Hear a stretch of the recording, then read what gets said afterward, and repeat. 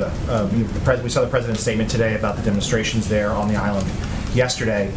Two questions on that. But why hasn't President Biden taken steps to undo some of the things that his predecessor, Donald Trump, did to overturn the overtures made by President Obama? And then secondly, we heard there's obviously a great cry yesterday, during these protests, for vaccines. Has Cuba on the list to get vaccines for the United States? Well, first let me say that we have actually provided, over the course of the last several months, a great deal of assistance to Cuba. I just want to note this because I think it's important for people to understand. Since 2009, which is quite some time ago, Congress has directed $20 million in democracy assistance annually. But even if you look at last year alone, the U.S. exported $176 million of goods to Cuba. In the first 6 months of 2021, Cuba imported $123 million worth of chicken from the United States. Just as an example, obviously one of the issues that that protesters are justifiably out there in the streets protesting about is hunger, is lack of access to vaccines, et cetera. But we are continuing to provide a range of assistance, which we will continue to do. I will say on vaccines, one of the challenges, Jonathan, which you may be familiar with, is that Cuba has not joined COVAX.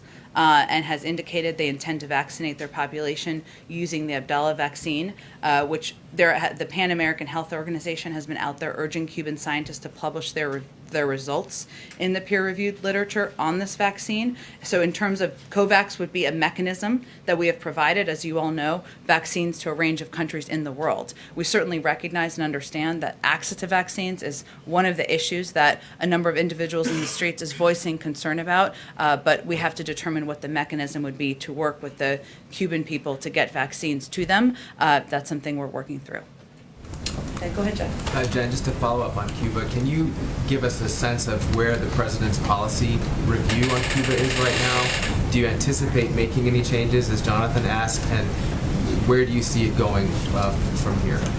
Well, I will say first, and I meant to say this in response to Jonathan, but there's every indication that yesterday's protests were spontaneous expressions of people who are exhausted with the Cuban government's economic mismanagement and repression. And these are protests inspired by the harsh reality of everyday life in Cuba, not people in another country. I'm saying that because I think there have been a range of accusations out there, as you well know, Jeff.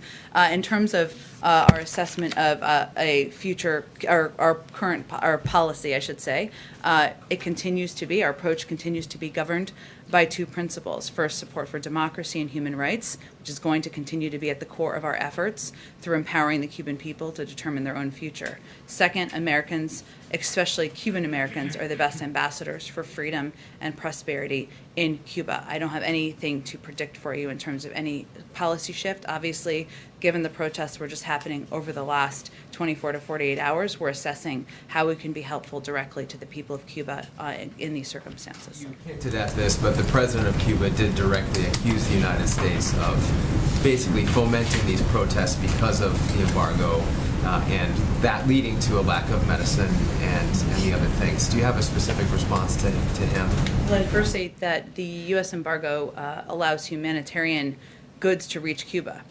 We expedite any request to export humanitarian or medical supplies to Cuba. That continues to be the case.